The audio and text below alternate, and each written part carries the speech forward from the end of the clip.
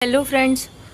तो अभी ना मतलब आप देखोगे आज के टाइम पे ऐसा टाइम चल रहा है कि जिस टाइम पे लड़के और लड़कियों में काफ़ी लोग फ़र्क करते भी है और काफ़ी लोग नहीं भी फ़र्क करते हैं।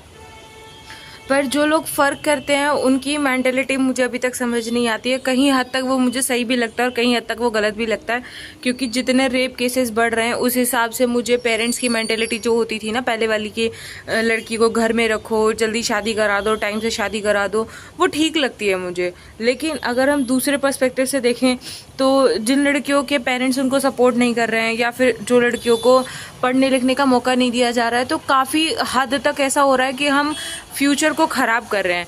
क्योंकि आप लोग, काफ़ी लोगों को पता होगा और काफ़ी लोगों को शायद इसकी नॉलेज भी नहीं होगी, जो फिनलैंड कंट्री है ना वो इंडिया की नहीं पूरे वर्ल्ड की मोस्ट हैप्पीएस्ट कंट्री में से एक है। और ऐसा नहीं है कि वो रिकॉर्ड उसका इसी साल का है, नहीं, वो रिकॉर्ड पता नहीं कितने सालों से फिनलैंड कंट्री का ही है। और ऐसा क्यों है? क्योंकि वहाँ पे जो गवर्नमेंट है वो लड़कियों के हाथ में है। आपको पता है वहाँ छोटे से लेके हाई लेवल तक की गवर्नमेंट की पोजीशन पे अगर कोई बैठी है ना तो वो लड़की बैठी है, और वेल एजुकेटेड लड़की बैठी है। ऐसी बात नहीं है कि कोई भी कम एजुकेटेड लड़की वहाँ पहुँची है, नहीं, वहाँ सारी एजुकेटेड लड़कियाँ हैं।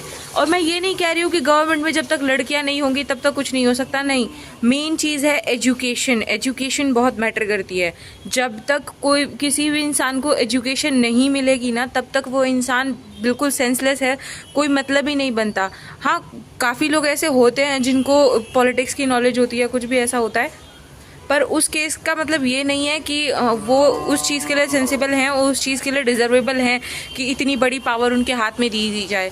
इंडिया की ऑलमोस्ट पॉलिटिक्स जो है वो अनएजुकेटेड है, वेल एजुकेटेड नहीं है।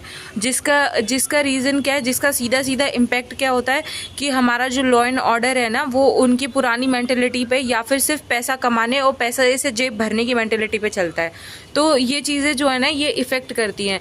अब आप देखो कि अगर किसी मंत्री की बेटी के साथ या बच्चे के साथ कुछ गलत होगा ना, पहली बात तो होता ही नहीं है, और इफ़ इन केस ज़रा सा भी गलत हो जाए ना तो पूरा लॉ एंड ऑर्डर उलट पुलट कर दिया जाता है, सिर्फ किस लिए, ताकि उसको, उसके साथ जो ज़रा सा उसे बुरा लगाए ना, चाहे वो गलत हो या ना हो, लेकिन उसको बुरा लगाए, इसलिए पूरा लॉ एंड ऑर्डर उलट पुलट कर दिया जाता है ताकि उसको सेटिस्फाई किया जा सके।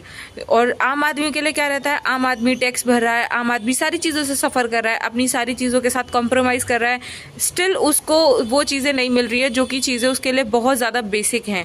आप किसी के लिए भी देख लो, वो बहुत ज़्यादा बेसिक चीज़ों में आती है, वो चीज़ें भी आम इंसान को नहीं मिलती हैं।